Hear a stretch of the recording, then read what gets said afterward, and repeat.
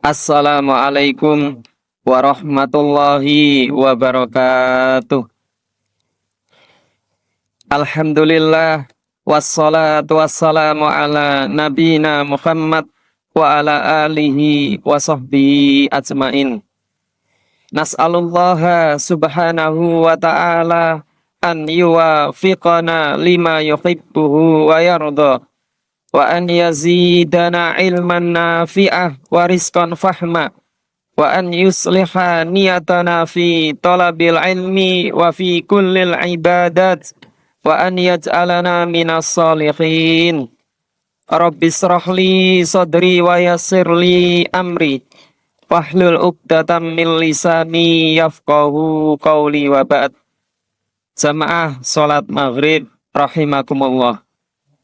Alhamdulillah, segala puji bagi Allah yang telah memberikan keistiqomahan kepada kita untuk senantiasa mempelajari ilmu-ilmunya. Jamaah sholat maghrib rahimakumullah. Malam hari ini kita bahas satu hadis penting, satu hadis yang masyhur yang berkaitan dengan bulan Muharram. Karena saat ini kita masih berada di bulan Muharram. Tetapi hadis ini juga bisa bermanfaat untuk setelah Muharram. Maka penting kita pahami. Yaitu hadis dari riwayat Imam Muslim dari Abu Hurairah radhiyallahu an, dari Nabi sallallahu alaihi wasallam, beliau bersabda,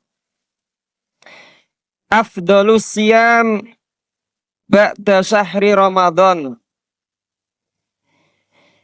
Puasa yang paling utama yang dikerjakan setelah bulan Ramadan,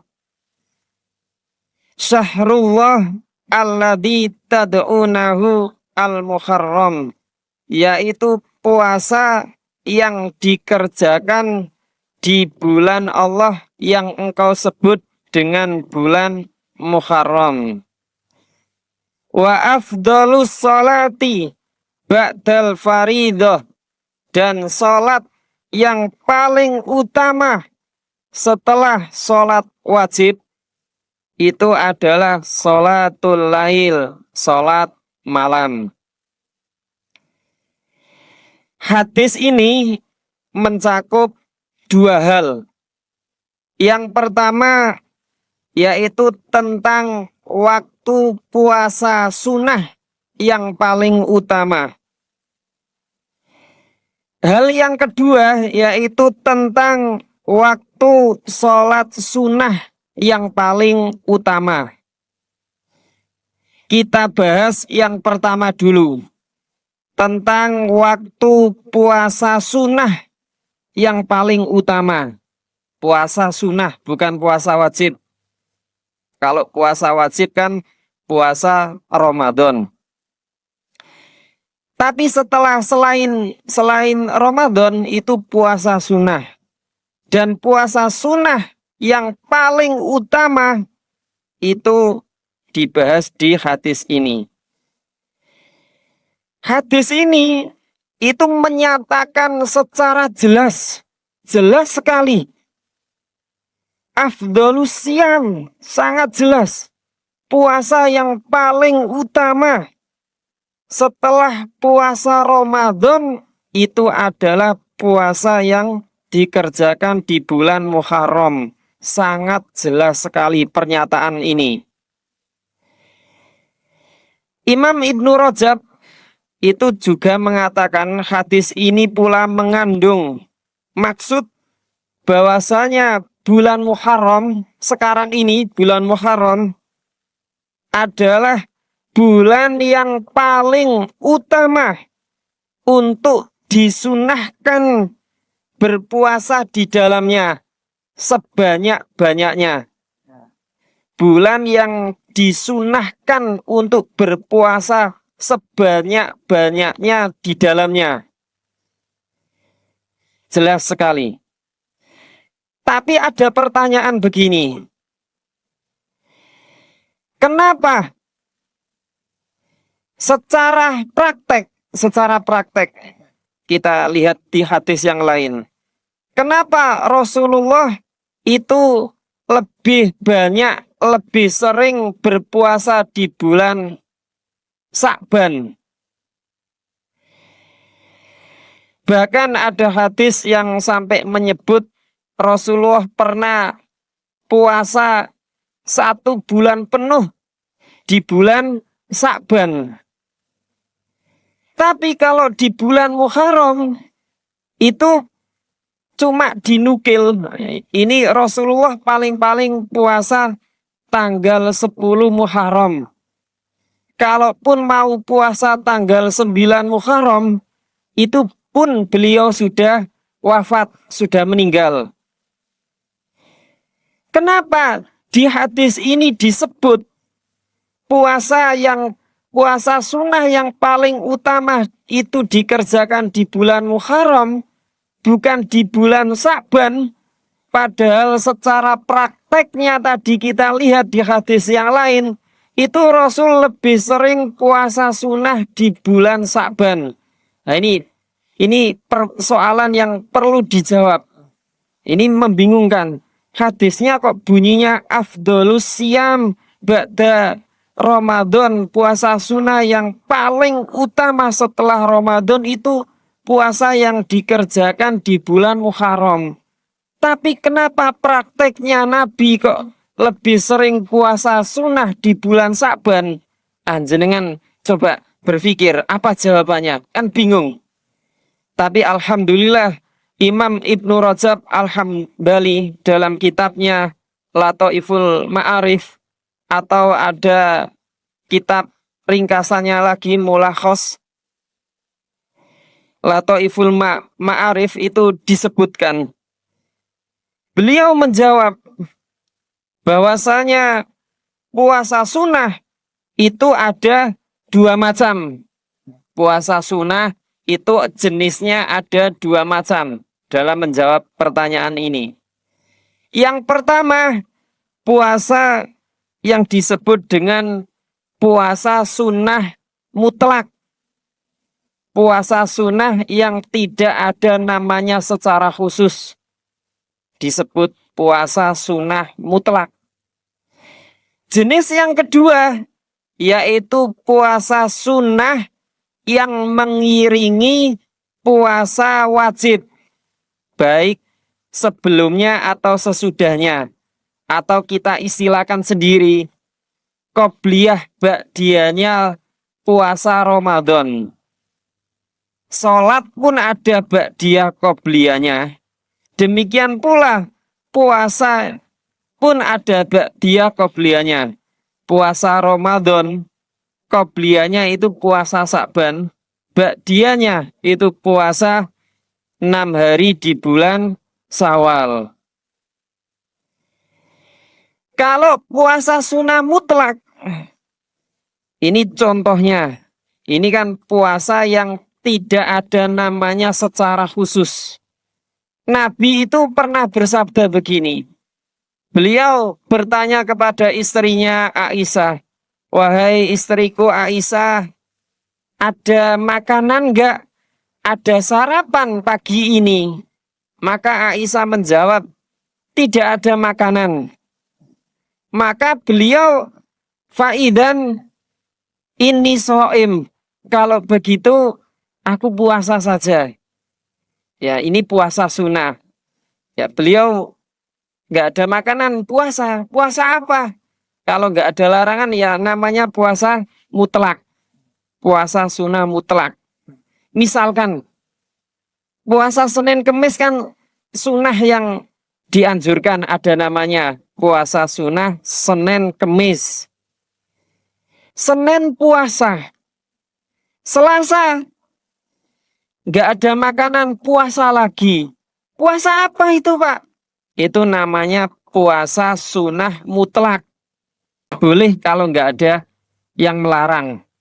Misalkan larangan mungkin hari raya jangan puasa mutlak. Mungkin hari raya mingguan kan Jumat atau mungkin safar. Ini kalau puasa sunnah mutlak bertepatan dengan waktu-waktu terlarang ya jangan. Tapi kalau nggak ada waktu terlarang ya boleh-boleh saja. Itu namanya puasa sunnah mutlak. Senin puasa, Selasa puasa lagi. Kalau Daud kan diselingi. Satu hari puasa, satu hari buka. Senin puasa, Rebu puasa, Selasa buka. Tapi kalau puasa sunnah mutlak, Senin puasa, Selasa puasa lagi. Nah, itu puasa sunnah mutlak. Maka yang paling utama puasa sunnah mutlak itu dikerjakan di bulan haram. Bulan haram itu ya Rajab, Muharram, Dzulqa'dah, Dzulhijjah. Itu bulan-bulan haram. Itu puasa di bulan ini itu sangat dianjurkan. Dan lebih utama lagi kalau dikerjakan di bulan Muharram. Karena di antara 4 bulan haram ini yang paling utama itu bulan Muharram sampai disebut di hadis ini. Ya kecuali 10 hari pertama bulan Dzulhijjah itu tidak ada tandingannya. Cuma kan 10 hari. Tapi kalau secara bulan itu yang paling utama bulan Muharram. Muharram. Tapi kalau ditanya lebih utama mana puasa sunnah mutlak di bulan Muharram dengan puasa Syawal atau puasa Sa'ban, ternyata menurut para ulama itu lebih utama puasa Syawal, puasa Sa'ban. Makanya Nabi kan sering puasa Sa'ban. Kenapa? Karena itu qobliyah ba'diyahnya puasa wajib Ramadan.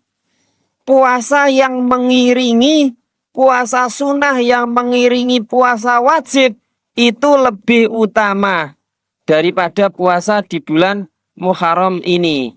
Nah, kan hadisnya jelas. Man shoma Ramadana thumma atsba'ahu sittah. Siapa yang puasa Ramadan kemudian mengikuti, akan mengiringi. Ini jenis puasa sunnah yang kedua yaitu puasa yang mengiringi, mengikuti puasa wajib. Itu lebih utama daripada puasa di bulan Muharram tadi, puasa sunnah mutlak. Makanya Nabi bulan Sa'ban itu kan sampai pernah 1 bulan full puasa. Kenapa? Karena bulan Sa'ban itu mengiringi puasa wajib. Jadi Ramadan itu kan disebut bulan panen pahala.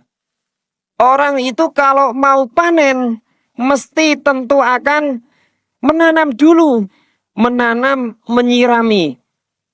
Orang kalau mau panen pahala di bulan Ramadan, maka dia harus menanam, latihan dulu di bulan Rajab. Kemudian di bulan Sa'ban diairi. Diairi itu artinya lebih rajin. Maka untuk melatih diri supaya bulan Ramadan kuat untuk berpuasa, maka diperbanyak puasa sunnah di bulan Sa'ban supaya melatih diri.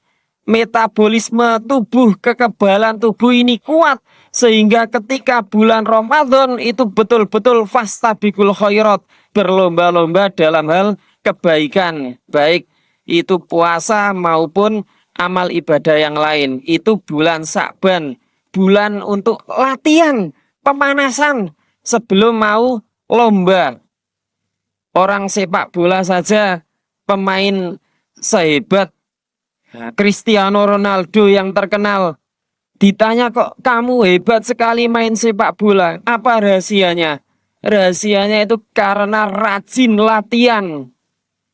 Sehebat Cristiano Ronaldo pemain bola, itu saja harus latihan ternyata. Bukan langsung tanding sepak bola, langsung main yang geblak. Pasti kram kakinya. Perlu latihan. Orang juara satu lomba renang, itu saya tanya, cerita sama saya.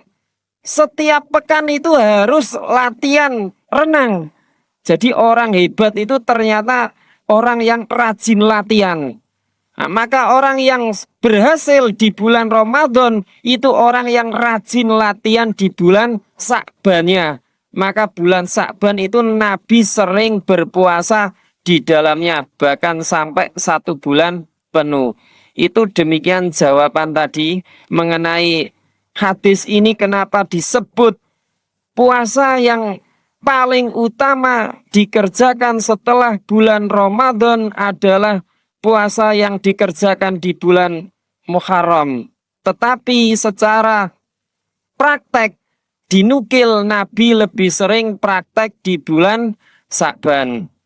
Jamaah sholat maghrib rahimakumullah. Ini dikuatkan dengan hadis berikutnya, lanjutannya tadi.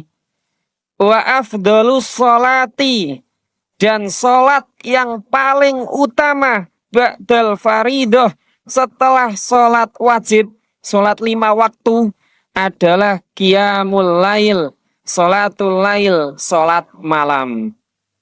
Hadis ini pun sangat jelas sekali memberikan pernyataan sholat sunnah yang paling utama setelah sholat 5 waktu adalah sholat malam. Nah, sekarang saya tanya lagi. Lebih utama mana sholat malam dengan sholat rawatib? Nah, jenengan coba dijawab. Sholat rawatib itu ba'diyah, qobliyah. Ada 12 atau dalam hadis yang lain ada 10. 2 rakaat sebelum duhur, ada yang menyebut 4 rakaat sebelum duhur, 2 rakaat setelah duhur, 2 rakaat setelah maghrib, 2 rakaat setelah isya, dan 2 rakaat sebelum subuh. Lebih utama mana sholat malam dengan sholat rawatib? Oke, coba jenengan jawab. Loh, hadisnya tadi kok bunyinya begitu? Ini mirip dengan pertanyaan yang pertama tadi. Lebih utama mana puasa Muharram di bulan Muharram dengan puasa Sa'ban? Mirip. Jumhur ulama, ini jumhur ulama itu mengatakan sholat rawatib qobliyah ba'diyah itu lebih utama daripada sholat malam. Ini jumhur ulama. Kalau sebagian ulama Syafi'iyah tetap mengatakan sholat malam, itu sebagian ulama madhab Syafi'i. Tapi secara jumhur ulama, sholat sunnah yang paling utama itu adalah sholat yang mengiringi sholat wajib. Apa itu sholat yang mengiringi sholat wajib? Yaitu sholat rawatib ba'diyah qobliyah, lebih utama. Kenapa? Karena sholat sunnah rawatib itu menyempurnakan sholat wajib 5 waktu. Misalkan sholat wajib, sholat maghrib isya. Kadang-kadang ketika sholat sudah khusyuk, ternyata rakaat kedua mikir, sandalku kena hilang, anyar. Biasanya swalo anyar itu sering pulang-pulang ganti swalo yang jelek. Dredeg Allah, lupa saya pakai sandal baru, engko hilang. Kepikiran waktu sholat. Maka kekurangan-kekurangan ketika di waktu sholat wajib ini disempurnakan dengan sholat rawatib ini. Maka jangan ditinggalkan kalau bisa. Kalau nggak ada halangan, jangan tinggalkan sholat rawatib. Ini nanti contohnya ini, contohnya. Buktinya, sholat malam dan sholat rawatib ini sama-sama tidak ditinggal Nabi kalau nggak ada halangan. Buktinya, kalau sholat malam itu kan termasuk da'bus sholihin. Nabi saja Aisyah pernah mengatakan, janganlah engkau meninggalkan sholat malam. Karena Nabi tidak pernah meninggalkan sholat malam. Sholat rawatib pun demikian. Pernah Nabi itu ba'diyah duhur. Ada tamu. Namun tamu kan wajib. Kalau sholat rawatib kan sunnah. Jadi ada tamu harus diutamakan karena wajib menghormati tamu. Maka dilayani tamu tersebut sampai asar lah mungkin. Belum ba'diyah duhur. Ternyata Nabi mengkodok masih sholat ba'diyah tadi dikodok. Jadi tidak ditinggalkan sholat rawatib tadi. Sekarang mungkin jenengan bingung yang sering. Kalau sholat qobliyah subuh, ternyata mau sholat qobliyah, ganjarannya kan banyak sekali qobliyah subuh. Itu lebih baik dunia seisinya. Eman, nggak sholat qobliyah subuh. Ternyata berangkat ke masjid, ikomat. Wah, kilangan sholat qobliyah subuh. Boleh nggak dikodok, diganti setelah sholat subuh? Ya boleh-boleh saja. Wong ba'diyah duhur saja boleh dikodok. Tapi ada tapinya. Jangan kerjakan di masjid. Dilihat orang kok ndak bilang, loh sholat subuh kok ada ba'diyahnya. Ya jangan dikerjakan dilihat orang. Kok ndak salah paham. Kerjakan di tempat yang sepi, nggak ada orang. Baik di rumah atau di tempat yang nggak ada orang. Boleh-boleh saja. Ya, tapi jangan bendino kok kari terus qobliyah subuh kok dikodok terus. Itu namanya gembleno. Aras-arasen ya qobliyah.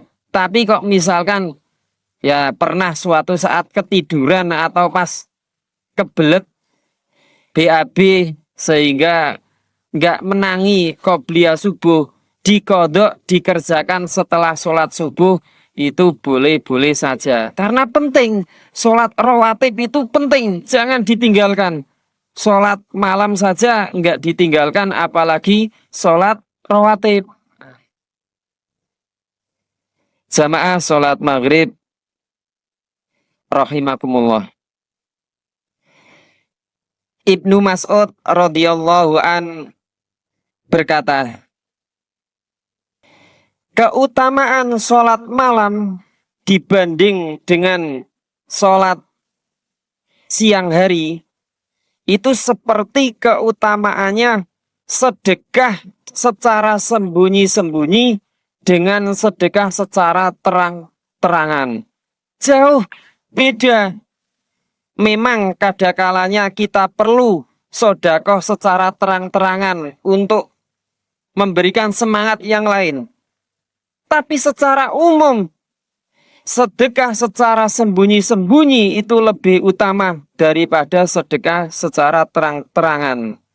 Demikian pula sholat yang dikerjakan di malam hari itu lebih utama, sholat sunnah ini, daripada yang dikerjakan di siang hari. Kenapa? Yang pertama, lebih dekat kepada keikhlasan, lebih tersembunyi. Karena nggak nampak orang, jadi lebih ikhlas. Kalau siang hari kan kadang-kadang dilihat orang, sehingga rasa ikhlasnya kadang-kadang berkurang. Beda kalau malam hari, orang-orang pada tidur sunyi, sehingga sholat itu lebih dekat kepada Allah, lebih ikhlas. Itu keutamaan sholat malam. Yang kedua, sholat malam itu lebih berat bagi jiwa. Kenapa? Karena malam itu waktu untuk tidur. waktu untuk istirahat dari segala kelelahan, kepenatan. Saya yakin siangnya kerja, apalagi ngecor, badan ini pasti pegel-pegel, linu-linu. Pengennya malam tidur saja. Maka berat bagi jiwa untuk bangun di malam hari. Enak tidurnya. Tapi siapa yang ikhlas? Siapa yang bangun meninggalkan tidur, bangun di malam hari untuk sholat malam, itu merupakan suatu kesungguhan yang sangat besar. Ini saya belum bahas manfaat sholat malam. Ini saya bahas keutamaannya dulu. Jadi meninggalkan tidur, kan enak kan tidur kan. Siangnya capek, malamnya untuk tidur. Siapa yang ikhlas meninggalkan tidur atau bangun malam lah, itu merupakan suatu kesungguhan. Dia betul-betul sungguh ibadah kepada Allah. Kemudian keutamaan sholat malam, itu bacaan yang dibaca di malam hari, itu jauh lebih mengena di hati, lebih dihayati, direnungi daripada sholat di siang hari. Kenapa? Karena sholat di siang hari itu, ya tadi banyak aktivitas yang kita kerjakan. Pernah ini ada orang tukang itu tak tanya saya, Pak, saya kalau sholat itu mikir, maring ini habis ini ngeramik apa ya, habis ini mau ngecor, habis ini mau nyaren. Kepikiran waktu sholat. Wajar ketika siang kan banyak aktivitas. Beda dengan malam hari, kan seluruh aktivitas berhenti. Mungkin sholat duhur kepikiran muridnya kok beyeling-beling. Mikir ini, piye carane ngerumat muridnya. Kepikiran waktu sholat. Tapi kalau di malam hari, semua aktivitas itu berhenti. Sehingga kita mau melakukan sholat di malam hari, itu lebih menjiwai. Karena pikiran lebih kosong daripada ketika di siang hari. Allah Subhanahu wa taala berfirman, "Inna nasyiatal laili", sesungguhnya bangun malam di malam hari, "hiya asyaddu wat'ah", itu lebih kuat masuk ke jiwa. Bacaan di malam hari itu lebih kuat mengisi jiwa. Wa aqwamu qila, dan lebih kuat, lebih berkesan untuk dibaca daripada di siang hari. Jamaah sholat maghrib rahimakumullah. Ini kita bahas sholat malam supaya kita semangat bangun sholat malam. Dan lebih-lebih nanti supaya kita tidak meninggalkan sholat rawatib. Allah memuji orang-orang yang bangun di malam hari untuk sholat, untuk dzikir, untuk berdoa kepada Allah, untuk beristighfar, mohon ampun kepada Allah. Itu Allah memuji mereka. Dipuji dengan apa? Disebutkan di dalam surat As-Sajdah, diceritakan oleh Allah, tatajafa junubuhum anil madhaji, lambung mereka jauh dari tempat tidur mereka. Maksudnya ya bangun malam hari.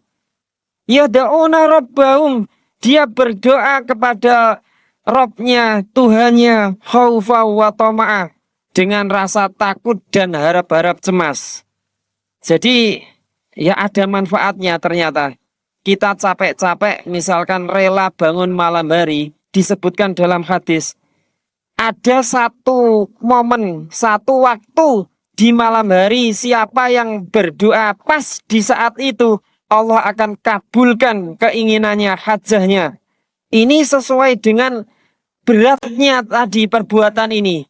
Bangun malam kan berat, maka dikasih hadiah Allah. Ada satu waktu kok pas kita berdoa di dalamnya, itu dikabulkan hajah kita. Nah ini termasuk dipuji pula. Tatajafa junubuhum anil madhaji'i yad'una rabbahum khaufa wa tama'an. Dalam ayat yang lain disebutkan wal mustaghfirina bil ashar, dan orang-orang yang minta ampun beristighfar di waktu sahur. Nah ini termasuk bentuk pujian Allah bagi orang-orang yang bangun di malam hari. Jamaah sholat maghrib rahimakumullah. Maka Nabi Shallallahu Alaihi Wasallam itu biasa mengetuk pintu anaknya yang bernama Fatimah di malam hari. Bangun, bangun, Fatimah, anakku. Dan suaminya Ali radhiyallahu an. Nabi bersabda, ngetok-ngetok pintu, bangun, bangun, Fatimah, bangun Ali. Ala tusollian, sudahkah kalian berdua sholat di malam hari? Bangun, bangun, bangun. Ini hadis riwayat Bukhari Muslim. Maka dijawab dalam hadis yang lain. Hadis riwayat Abu Dawud dan Ibnu Majah. Ida istaiqadar rajul, apabila ada seseorang bangun di malam hari, wa aiqadha ahlahu, dan membangunkan keluarganya, membangunkan istrinya, ya kalau bisa anaknya, kalau sudah besar kayak Nabi kan membangunkan anaknya Fatimah padahal sudah berkeluarga, sudah bersuami dengan Ali, masih dibangunkan. Bangun Fatimah. Fasallaya rakaataini, kemudian dua-duanya sholat malam cuma 2 rakaat. Bangunkan suaminya, mas, mas, bangun mas. Atau istrinya yang tidur, dek, dek, dek, bangun dek. Ayo sholat 2 rakaat. Mau 2 rakaat, cuman 2 rakaat. Itu saja sudah kutibah, dicatat dua-duanya tadi.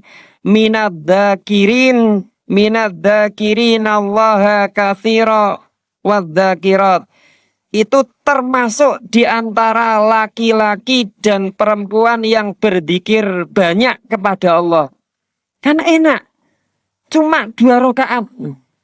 Mungkin orang berat, Pak, tahajud 11 rakaat, 13 rakaat. Ya berat, Pak. Ya ini kita praktekkan hadis ini keringanan. 2 rakaat sajalah.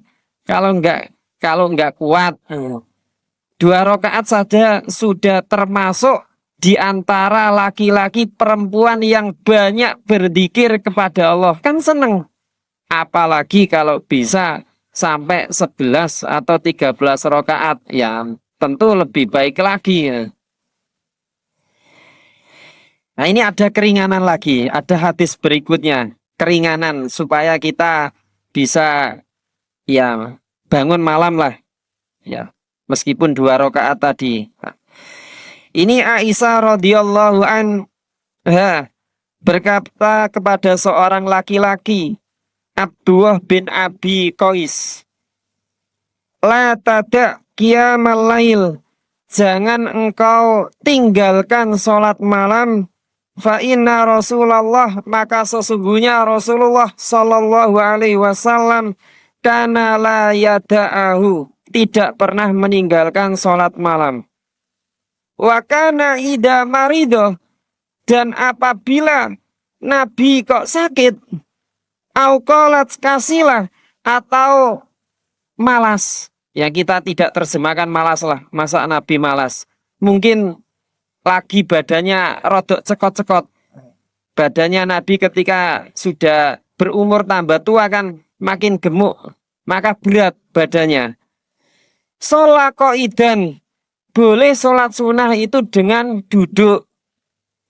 Boleh, karena sholat sunnah berdiri itu bukan termasuk rukun sholat. Ya kalau Nabi memang ada kekhususan sholat duduknya Nabi itu ganjarannya sama, full. Tapi kalau kita sebagai umatnya boleh sholat sunnah dengan duduk, tapi pahalanya cuma separuh. Kalau tidak sakit, sholat sunnah sah, pengen duduk. Mungkin badannya rodok cekot-cekot, habis ngecor tadi, habis nggarap. Sholat sunnah dengan duduk, tidak apa-apa. Hanya saja begini, bedakan ada yang duduk di kursi, ada yang duduk di lantai. Kalau mau duduk di kursi, itu ada syaratnya. Ketika sujud, itu dahinya harus nempel di lantai. Jangan bisa sujud di atas lantai dahinya. Kok dia nggak mau sujud di atas lantai, itu dia meninggalkan rukun sholat. Jadi kalau duduk di atas kursi, kecuali yang nggak bisa sujud, itu boleh sambil memberikan isyarat. Tapi kalau bisa sujud di atas lantai harus turun duduk dan sujud di atas lantai. Itu cara sholat dengan duduk. Jadi yang duduk di kursi itu hati-hati. Tetap sujud di atas lantai kalau bisa. Tapi kalau memang sakit tidak mampu baru memberikan isyarat. Jangan gampang no. Nah, itu yang duduk, sholat duduk.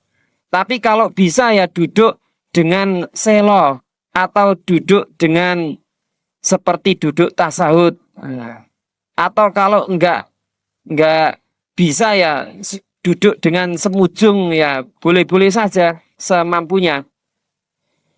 Nah, itu sholat sunnah boleh dengan duduk. Nah, sholat malam kenapa kok boleh dengan duduk? Supaya dimudahkan Allah agar kita itu terus eksis, terus continue, terus istiqomah melakukan sholat malam. Allah itu tahu hambanya itu mungkin ini berat sah sholat malam, dibolehkan dengan duduk meskipun ganjarannya separuh. Enaknya Islam, ya kan? Yang penting jangan ninggalkan 2 rakaat, ya sudah termasuk minad dzakirin Allah katsira wa dzakirat. Kalau bisa 11 ya bagus. Jangan lupakan witir. Kalau 2 rakaat tambah witir. Jamaah sholat maghrib rahimakumullah. Nah, ini mungkin sudah mau isya, saya tutup dengan pertanyaan yang terakhir. Lebih utama mana sholat malam qiyamul lail dengan belajar di malam hari? Nah, ini pertanyaan lagi. Sholat malam tadi kan jangan ditinggalkan kalau nggak ada udzur. Nabi tidak meninggalkan rawatib. Demikian pula jangan tinggalkan karena lebih utama. Sekarang pertanyaan lagi. Lebih utama mana sholat malam dengan belajar? Belajar di malam hari. Ternyata ada yang lebih utama daripada sholat malam. Padahal sholat malam itu kan kita bahas tadi. Banyak sekali manfaatnya dan tidak ditinggalkan. Ternyata ada amalan yang lebih utama daripada sholat malam. Yaitu belajar di malam hari. Kalau niatnya benar. Jadi Syekh Utsaimin itu pernah ditanya. Ini dalam Kitabul Ilmi Syekh Utsaimin. Manakah yang lebih utama? Qiyamul lail atau sholat malam ataukah belajar? Maka beliau menjawab belajar. Belajar itu ternyata lebih utama daripada sholat malam. Kenapa? Sebab menuntut ilmu itu sebagaimana ucapan Imam Ahmad.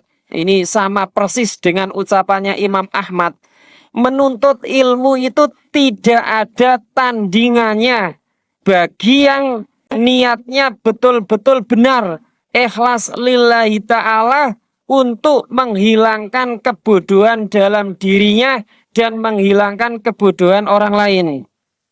maka sholat belajar itu lebih utama daripada sholat malam kalau niatnya benar. Tapi kalau bisa ya dikerjakan dua-duanya. Kalau bisa ya belajar ya sholat malam. Tapi kalau benturan tidak bisa, maka lebih utama mengerjakan belajar daripada sholat malam. Itu pernah dipraktekkan oleh sahabat Nabi. Ini pernah Nabi Shallallahu Alaihi Wasallam menyuruh Abu Hurairah ngajari. Abu Hurairah itu kebiasaannya belajar terus, menghafal hadisnya Nabi, menghafal terus sampai akhir malam ketiduran. Biasa, wajar. Nih jenengan coba baca buku atau baca Quran, sedilut tak beleng langsung tidur. Nah, capek. Padahal gak sedilut. Nah, ini Abu Hurairah enggak belajarnya temenanan sampai akhir malam. Nabi tahu engkau ngantuk, engkau ketiduran. Maka Nabi berpesan, sholat witir sih. Enggak sholat malam enggak apa-apa. Sholat witir jangan tinggalkan. Kenapa? Kalau sholat lail, sholat malam itu termasuk sholat sunnah mutlak. Tapi witir beda, itu hukumnya beda. Maka sholat malam bisa ditinggalkan karena belajar. Beda dengan witir, hukumnya beda. Maka witir jangan ditinggalkan. Nah ini pas waktunya Isya. Nah, mugi-mugi bermanfaat kangge kula lan panjenengan sedaya. Subhanaka Allahumma wa bihamdika asyhadu alla ilaha illa anta astaghfiruka wa atubu ilaihi. Assalamualaikum warahmatullahi wabarakatuh.